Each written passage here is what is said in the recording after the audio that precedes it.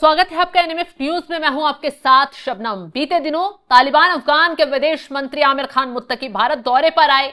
न सिर्फ भारत से रिश्ते अच्छे करते हुए वो देवबंद दौरे पर भी गए, जिससे कई मौलाना उनके इस दौरे पर भड़कते हुए नजर आए। यहां तक कि जावेद अख्तर ने तो आतंकवादी देश का नेता उन्हें बता दिया और जमकर उन मुसलमानों पर तंज किया जो देवबंद में आमिर खान मुत्तकी का स्वागत करते हुए नजर आ रहे थे। एक पोस्ट उनके जरिए लिखा गया और इस पोस्ट में जो बातें लिखी गई उसके बाद मौलाना अरशद मदनी जावेद अख्तर से भिड़ गए हैं और जो जावेद अख्तर पर तंज कसा है उससे सियासी माहौल गर्मा गया है। पहले आपको पूरा मामला विस्तार से बताते हैं, आखिर हुआ क्या। आमिर खान मुत्तकी भारत आते हैं, विदेश मंत्री जयशंकर से मुलाकात करते हैं, भारत अफगानिस्तान तालिबान के रिश्ते मजबूत होते हैं। उसके बाद आमिर खान मुत्तकी देवबंद दारुल उलूम देवबंद जाते हैं। वहां पर जोरों शोरों से उनका स्वागत किया जाता है, बाकायदा गुलाब के फूल उन्हें दिए भी जाते हैं और उनके स्वागत में बिछाए भी जाते हैं।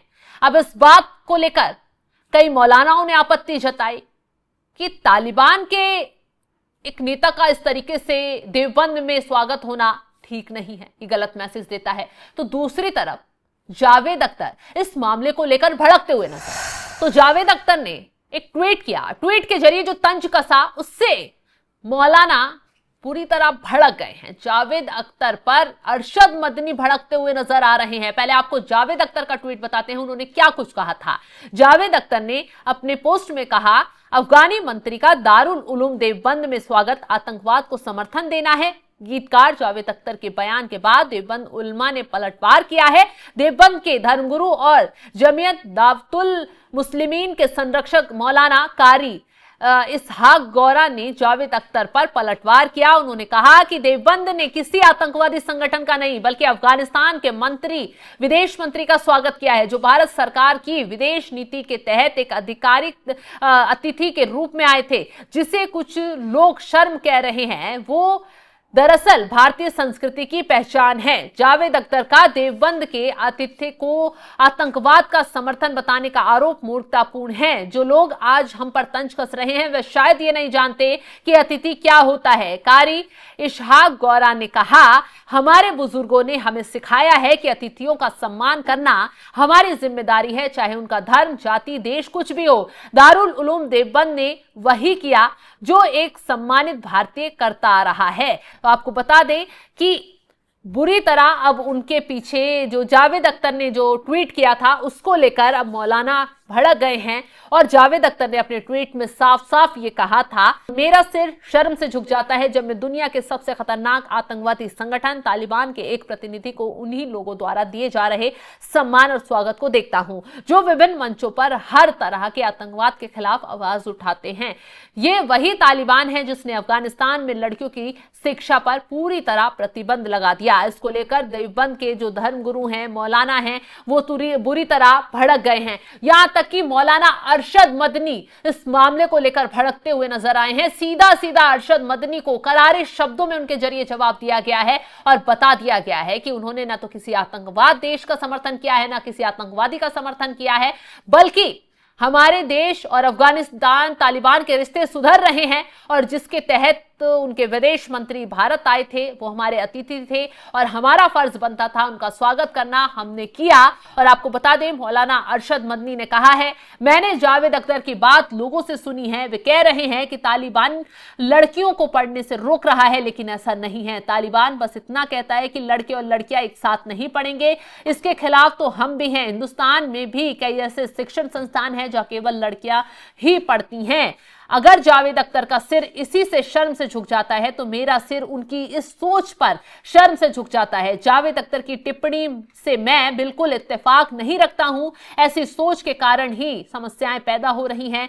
हिंदू लड़कियां मुसलमानों के साथ जा रही हैं और मुसलमान लड़कियां हिंदुओं के साथ जा रही हैं। इससे लड़ाई बढ़ रही है। ऐसे में लड़कों और लड़कियों के स्कूल अलग होने चाहिए। बच्चों के अधिकारों के लिए काम करने वाली संयुक्त राष्ट्र की एजेंसी यूनिसेफ के अनुसार टीन एज लड़कियों की शिक्षा पर पाबंदी के कारण अफगानिस्तान में 10 लाख से ज्यादा लड़कियां प्रभावित हुई हैं। मदरसे में जो इस्लामी शिक्षाओं पर आधारित धार्मिक केंद्र हैं, वही ज्यादातर महिलाओं और टीन एज लड़कियों के लिए शिक्षा हासिल करने के एकमात्र जरिया हैं। तो आपको बता दें कि जिस तरीके से जावेद अख्तर ने तालिबानी विदेश मंत्री आमिर खान मुत्तकी का विरोध किया और उन्होंने जो ट्वीट किया कि शर्म आती है तालिबान विदेश मंत्री का जिस तरीके से दारुल उलूम देवबंद में स्वागत हो रहा है, जिस तरीके से समर्थन किया जा रहा है, जिस तरीके से तालिबान लड़कियों को आगे बढ़ने से रोक रहा है, वो शर्म की बात है और उसी का स्वागत देवबंद वाले लोग कर रहे हैं।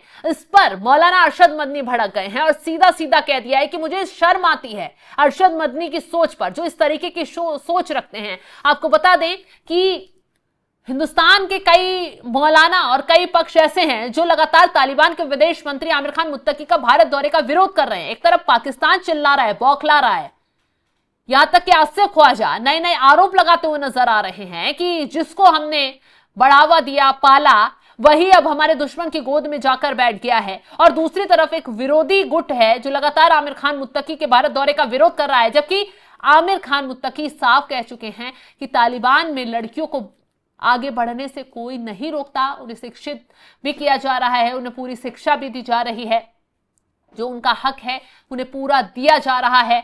लेकिन उसके बावजूद जो माहौल बनाया जा रहा है उसको लेकर अब विवाद हिंदुस्तान में खड़ा हो गया है।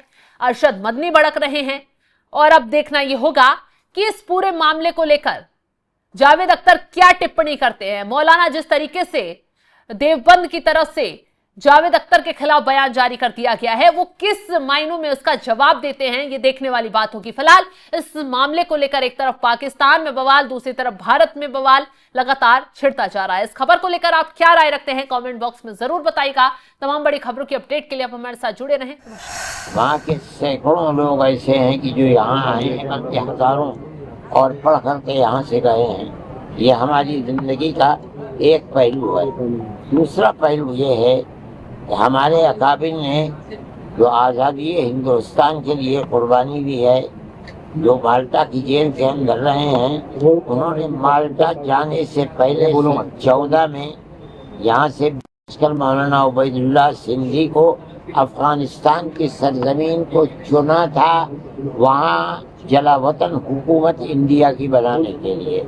चुनाचे वो गए और उन्होंने सन 1915 के अंदर वहाँ हुकूमत बनाई। अमीर हबीबुल्लाह और उसके बाद अमीर नसरुल्लाह वहाँ बैठे और उन लोगों ने उनकी पूरी मदद की, जिसके अंदर राजा महेंद्र प्रताप को उन्होंने सदर बनाया, मौलाना बरकतुल्लाह को वजीर आज़म बनाया और मौलाना उबैदुल्लाह सिंधी को वजीर खारजा बनाया।